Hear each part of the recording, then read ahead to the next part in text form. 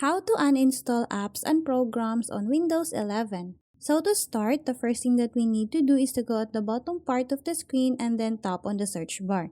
In here, we'll have to type settings. After that, we'll have to open this one. And then under settings, we'll have to go on the left corner of the screen.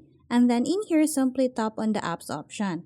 And then after that, under apps, you will need to tap on this option, installed applications. And then after that, it will automatically show you all the installed apps you have on your laptop or PC. So in here, what you need to do is to simply scroll down to look for the app that you want to uninstall. If you can't find it here, simply go on the search bar and then type the app here that you want to uninstall. So as an example, I'm gonna uninstall Netflix.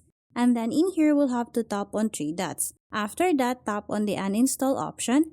And then tap again on the uninstall option. And then in here, as you can see, it automatically uninstalled the app on my laptop or PC. So that's how easy we can uninstall apps on Windows 11. Thanks for watching, and if you find this video helpful, please don't forget to subscribe, hit the like button and then the notification bell so you won't miss any of our future videos. See you on the next one.